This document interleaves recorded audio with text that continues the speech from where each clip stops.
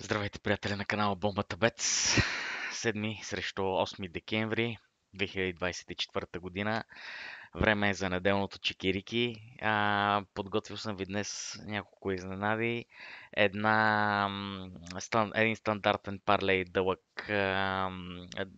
талон с така смея да твърда с доста прилични коефициенти и една система на около 6000 коефициент, но за нея малко по-късно. Първо, така, време е за малко лични благодарности. Благодаря на всички колеги, които през последните дни, така да се каже, подкрепят дейността ни, коментират, влизат в интеракции съответно с мен като лице на екипа, както и останалите колеги, пишете коментари и така нататък. Благодаря, вашата помощ е безценна, няма да се уморя да го повтарям. Лека по лека вървим към 300 човека абонати на канала, както и 10 000 уникални гледания по личната статистика на YouTube, съответно Analytics портала им. Така че движим се в доста добра посока и смея да твърда, че ако продължаваме така, небето е граница. Също още нещо, което искам така да изрази като наблюдение. Конкуренцията не спи, приятели. В интерес на истината забелязвам доста по-солидни ютубъри с по-голям опит заимстват от нашите прогнози, заимстват от нещата, които ние предлагаме и съответно мога да се каже, че има и така да се каже копиране, което няма лошо. Радвам се, че сме пия така извор на добри идеи и черпят, така да се каже, знания от нас, защото и тук се предлагат различни гледни точки върху нещата. Сега петъчната тройка, кратка рекапитулация.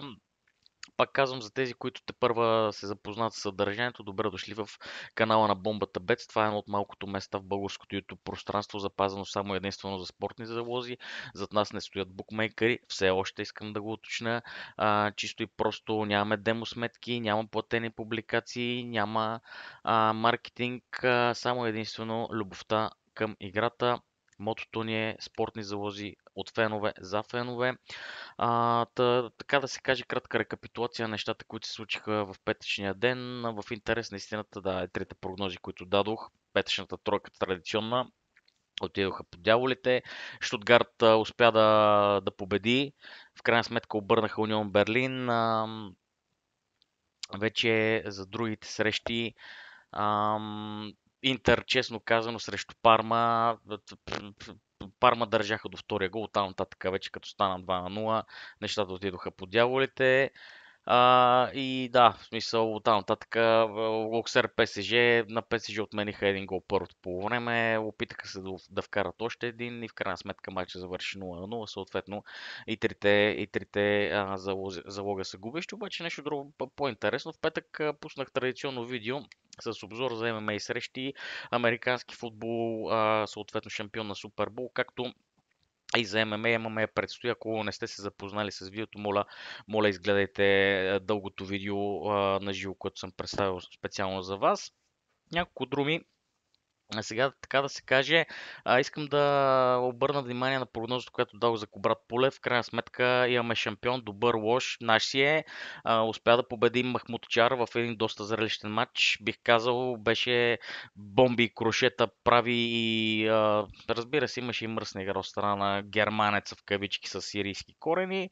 Той не е никакъв германец, разбира се. Това е най-вероятно някакъв емигрант, чисто и просто той живее дори в Дубай. Няма нищо общо с Германия. 2,80. Само и единствено ексклюзивно от Бомбата Бец. За тези, които се довериха на нас 2,80 предложено Кобрата да победи с решение. Върнете се и погледнете видеото. Ексклюзивно, само и единствено за нашите последователи. В интерес на истината ММА срещите предстоят. Пак казвам, запознайте се с видеото и трите прогнози, които дадох, може да имате доста добра възвръщаемост. Нека се залагаме за работа за ден неделя. Мачовете, които се получиха в ден събота, пък бяха доста странни, смея да твърда. Юнайтед загуби изключително неочаквано срещу Nottingham Forest с не лоша игра в интерес на истината. какво да кажем? Просто футбол е ужасно непредвидим спорт и може би това е магията на тая игра. Така, за феновете на английския футбол също така е хубаво да се отбележи, че ам, Евертън и Ливърпул дербито на Мърсисайд бе отложено поради атмосферни условия в самия град. Астън Вила отново успяхме да поднесем добра прогноза на под 2,75 гола в матча. Очаквах тук да няма много голове, ако трябва да бъда честен. Сега надявам се да сте се доверили на тази прогноза. Коефициента беше 2,54 в някои места, така че надявам се да сте се доверили на нас. Чисто и просто Астън Вила победи, но макар и трудно. От тук нататък мисля, че Саутхемптън е време да тръгне нагоре. Ще видиме. Сега, ако трябва да съм напълно откровен, за мен също в личен план мачовете, които играх, също не мога да се похваля с нещо, кой знае какво. Изненада също така може да се каже, да, Дженуа Торино, тук очаквах да има поне 2 гола, но на хората, които предложих прогнозата 2 успяха и са се успели да се възползват от нея. Също се надявам да е била успешна и за вас. Айнтракт не успя да победи в Германия, нещо така неочаквано, както и овъра на Бохум срещу Вердер също не успя да излезе. От тук нататък овъра в Хирона успя да излезе пък от своя страна. Реал Мадрид, както и очаквах, победи. Бетис в Барселона, приятели, Бетис, Барселона, мамка им. А, Просто не знам, Барселона прави великолепни мачове и изведнъж се дъни срещу такива отбори с Сосиедад, с Лас Палма, сега с Бетис. Не знам. Просто вярно е, че имат и много контузни. Сега това е хубаво да се каже, но да допуснеш гол в 94-та минута. Да, окей, Бетис не са кой да е отбор. Отбор с много традиции в Испания, но все пак. Както и да е.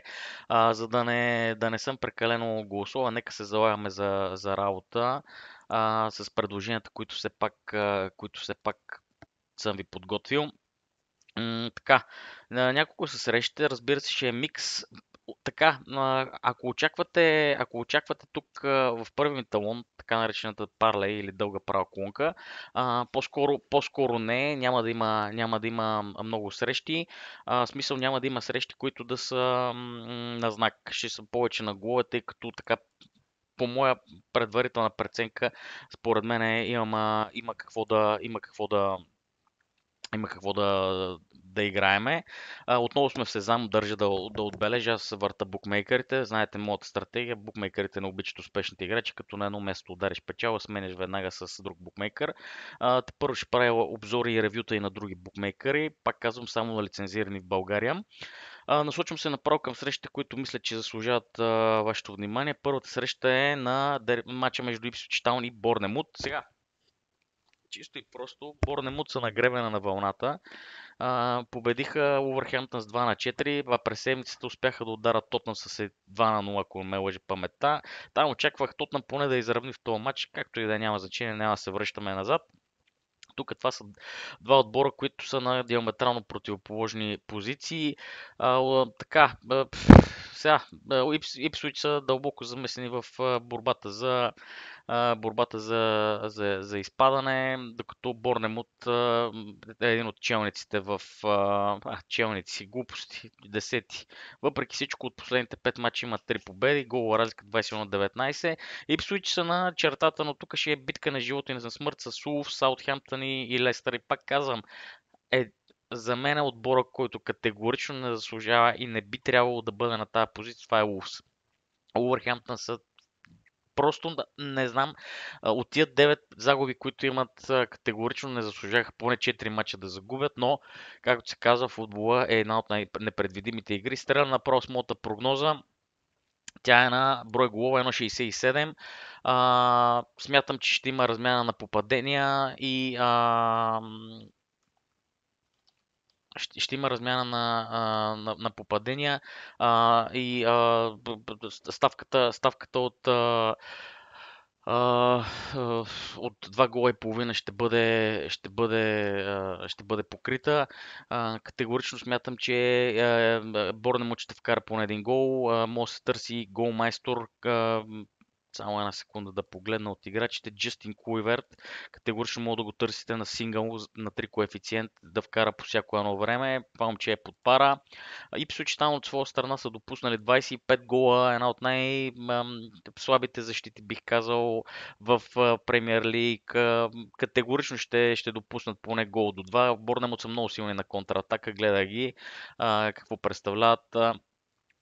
Така че изобщо няма да се очуда да излезе то овър, дори още 2 гола да паднат първото по време. А, Сега, ако трябва да съм честен, за мен това е един от топ предложенията в утрешния ден и си заслужава да се пробва. Така че в крайна сметка за мен си заслужават този матч. Оставаме във Висшата лига. Насочваме се към следващата среща, която мисля, че заслужава вашето внимание. Тя отново в утрешния ден е между Лестър и Брайтън. Това пак са два отбора, които са доста голаджийски, доста така не се свенят да атакуват. Така, на диаметрално противоположни позиции са двата отбора. Брайтън поизпусна парата, направи равенство срещу Саутхемптън, което беше изнада и загуби от Фулъм с преседмицата с 3 на 1, докато Лестър в крайна сметка записа първа победа под ръководството на Руд Ван Нистелрой и от тук очаквам отново да има 2 гола и половина. Просто за мен най-голямата глупост на Юнайтед беше да пуснат Руд Ван Нистелрой. Вижда се, че Аморим спука гумите. Втори матч и не е само до треньора, чисто и просто тия играчи на Юнайтед са гола вода. Думата ми е следната. Това са два отбора с много сходен стил на игра, много атакуващ. Тук очаквам да има отново размяна на попадения. Алтернативен залог двата отбора да отбележат на 1,62. Вероятността да се случи този залог е над 59%, близо 60% на 1,67, така че смело и безотговорно атакуваме тия два овъра. Насочваме се отново към топ първенствата и първия знак за деня.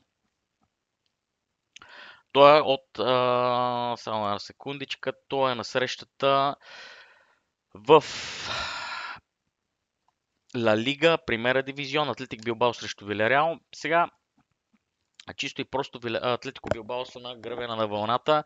Това е отбор, който победи Реал Сосиедад. Знаете, говорих ви за дербито на баските. След това победи и Реал Мадрид в къщи. Очаквам отново доста стабилна игра и категорична победа. Не разбирам защо е толкова висока тази ставка от 1,85.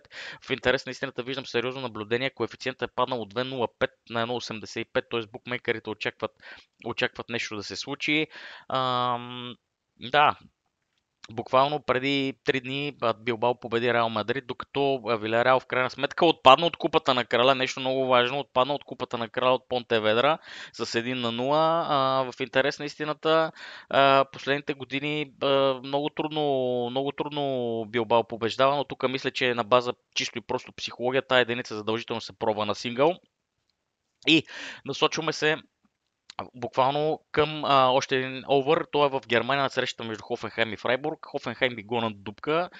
Вкъщи за мен тия последните няколко загуби на Хофенхайм са крайно недопустими и не мога да си обясня на какво се дължат. В крайна сметка футбол е топка, както казва пената. Тук се изправят срещу Фрайбург и за мен е време за компенсации, време е за отбора да се върне на победния път, може би, или ако не на победния път, поне да влезе в час. Фрайбург, в крайна сметка, така, да се каже, загубиха от Арминия Билефелд. Нещо много важно. Отпаднаха и двата отбора, отпаднаха от Купата на Германия. Волсбург го дадох на овър през седмицата, имайте го в предвид това нещо. Дадох го на овър и този излезе. Така че тук е хубаво това да се има в предвид. В последните 5 мача овърите са 4, така че имайте го и това в предвид. Категорично тук ще има размяна на попадения. За хората, които искат, могат да пробват едно хикс на двоен шанс. Отново според мен си заслужава, но аз се насочвам към овъра на 1,70. Пак казвам, че за мен има резон в този знак и за мен трябва да се търси. Плюс това е една тенденция, съм забелязал. Мачовете неделните от Бундеслигата в 18:30 винаги има или размяна на попадение, или овър. на отбора фаворит. Да, в интерес на истината има още два мача, които според мен си заслужават и единия от тях е в Холандия Ередивизие, т.е. така нареченото своеобразно дерби между Аякс Амстердам и АЗ 67 Алкмар. Отново предполагам, знаете, това ще е за мен знак овър. Тук категорично отново ще има размяна на попадения. Аякс този сезон и изобщо последните 2 години е отбор в някаква тотална криза. Постоянно сменят спортни директори, менеджери, не могат да намерят своя път. Въпреки всичко това има доста добра така футболна история, ако щете, и наследство. Не, затова предполагам, че и Аякс е фаворит на база букмейкерите тук на 0% марш съответно на крайен резултат. Аз обаче се насочвам на опцията овър. Винаги в тия дербита между по-големите отбори винаги има размяна на попадения. Много рядко се получават нулеви равенства, да не кажа хич. Няма да чисто и просто да влизам в банална информация за моментна форма и статистика. И двата отбора са участници в евротурнирите, така че за мен лично с, бих казал, че тук могат да се чакат голове. Много сериозни движения има сериозни не, но има движения в двойката. От 2,40 е паднало на 2,25, докато движението от 2,70 близо 40 в полза на Азе Алкмар за 3,10, 3,40, 3,20. Тук виждате за какво става въпрос. Колеблива е формата на двата отбора. Аре, така и така заговорихме. Алкмар вкъщи винаги последните им мачове винаги вкарат голове. Аякс Алкмар може да се каже, че е променлив успех, редуват овери съндари, но за мен е тук категорично това си заслужава. Колонката е много добра. Оставаме в Бенелюкс, буквално да използвам времето, което остава. Оставаме в Бенелюкс, отиваме на матча между Серкъл Брюш и Унион Сен Жила. Предполагам се досеща, отново играем овър 1,87. Сега чисто и просто ще кажете, сега, това са някакви глупости, какъв е този матч, това е някакви бутушари, не е точно така. А, Сега, ако трябва да съм честен, Серкъл Брюш е един от отборите, който много следа тази година. Доста голаджийски отбор. Заслужиха си с кръв и пот мястото в Лига на конференциите, Конференс Лиг, докато Реал Унион Сен Жила няма нищо общо с отбора от миналата година. Сега чисто и просто двата отбора влизат от диаметрално различни позиции. През седмицата играха на матчове за Купата на Белгия. Жила победи Генц 3-2, докато Брюш отпадна от Центуриден, което беше една от изнанадите на турнира.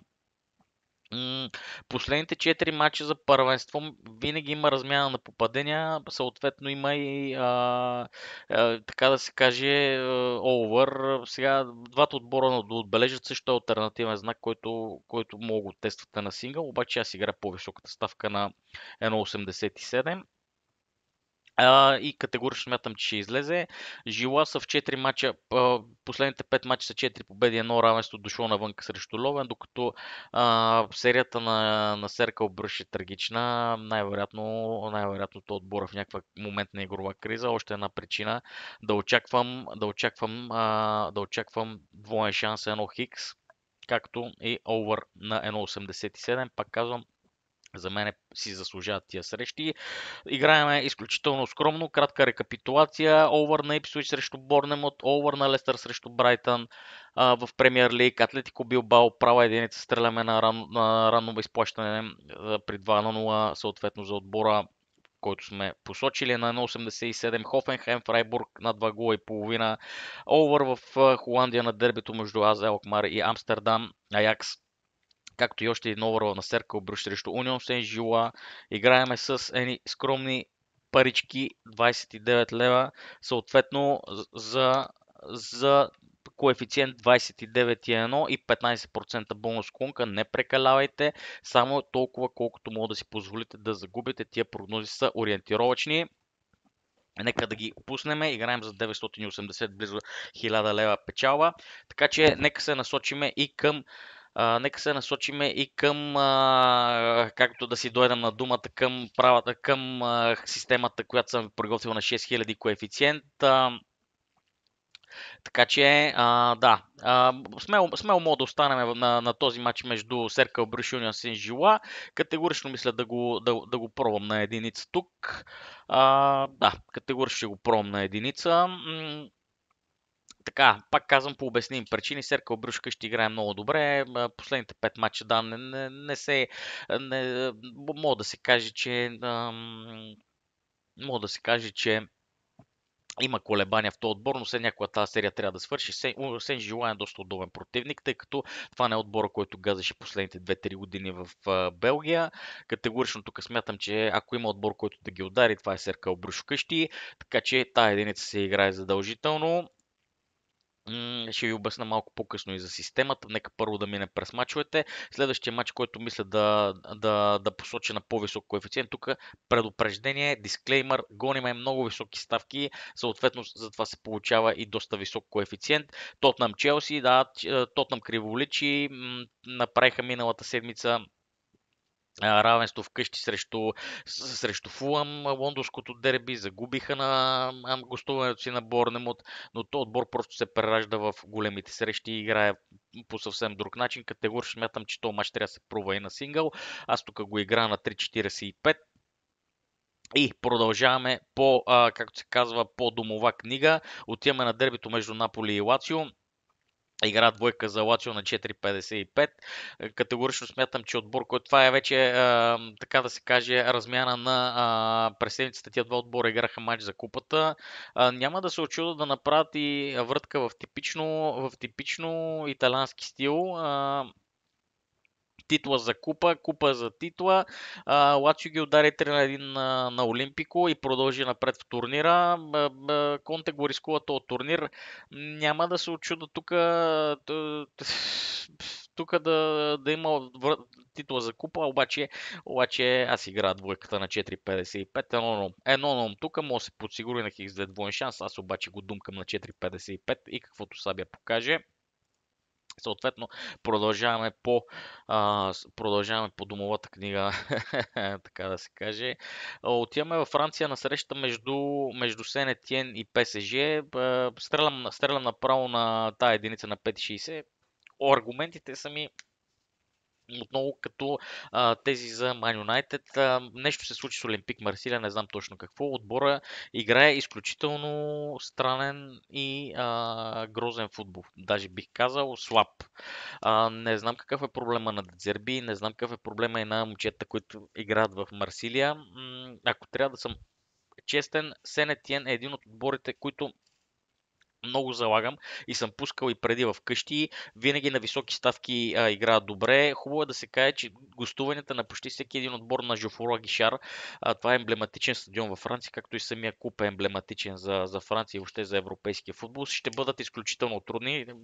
Публиката там е френетична, а подкрепата фанатична, така че за мен тази единица изобщо не е лишена от смисъл на тук. Така че Сен Етиен е отбора, доста силен отбор в къщи. Доста силен отбор, очаквам Марсилия да има сериозни проблеми. Така че коефициент 5,60 за мен изобщо не би бил лишен от логика. Изобщо дори. Да, казах преди за мача на Алкмар и Аякс. Същите мотиви като за Сен Етиен, съответно и за Серкал Брюш. Алкмар очаквам да поднесат бомбата в утрешния ден и да гръмне на 3,20. Изобщо тия срещи Тотнам, Сен Етиен и Алкмар категорично ги препоръчвам на сингъл. Категорично. Тия мачове трябва задължително да се пробват и да се играят. Това е за мен жестока класика в жанра. Абсолютно е възможно да излезат. Виждате, коефициента е тук близо 1100. Имаме само от тия 5 срещи. И в крайна сметка отиваме на Турската Суперлига. Още едно мачле съм подготвил на 5,50. Скромно коефициент, но мисля, че си заслужава. Какви са и аргументите? Това е едно първенство, което доста следя. Сега това са два отбора, които са ако трябва да съм честен, на коренно противоположни позиции. Галата Сарай гази всичко наред. Няма база за сравнение. Изключително качествен отбор са. Последните им 4 мача са 4 победи и едно равенство, в крайна сметка срещу Юп Спор дошло. Докато Сиваспор сега не са слаб отбор. редуват победи, загуби, победи, загуби. Последните 5 мача, 2 победи, 2 загуби. Но вкъщи то отбор е така, едно на ум и според мен си заслужава да се пробва, тъй като смея да твърда, играят доста приличен футбол. Имат победа срещу Газиантеп. Това е един доста качествен отбор. 3 на 2, Хатай Спорт 3 на 2, виждате голови матчове срещу Ризеспор, Късъм Паша последния им Хикс. В крайна сметка последните 5 мача има две равенства срещу Галат Сарай, една победа в къщи. Изобщо то Хикс на 5,50 не е лишен от лойка, докато Галата Сарай навънка, да, Хикс е срещу Алкмар, гледа го мача, както и Хикс имат на РФС.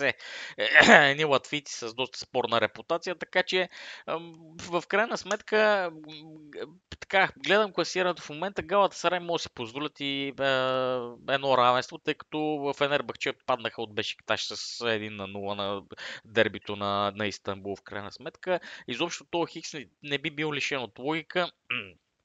Хубаво е да се каже, че и Карди аут от състава, както и Якобс и Бардакча, докато за домакините от Сиваспор няма никакви проблеми. Сега, това са мачовете, кратка рекапитулация. Серкъл Брюш единица, Тотнам единица на 3,45, Лацио двойката на 4,55 с много въпросителни и удивителни тук по обясними причини. Сенет е на 5,60 бомба, изключително, както и Алкмар на 3,20 и търсим Хикс на Сиваспор Галата Сарай. Сега, 6 мача са.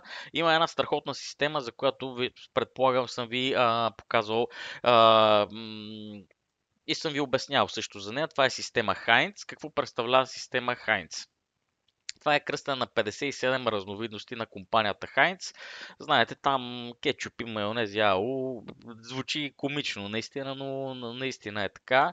В интерес на истината, Хайнц е залог на 6 мача, 6 селекции, 57 комбинации или общо 15 двойни мача,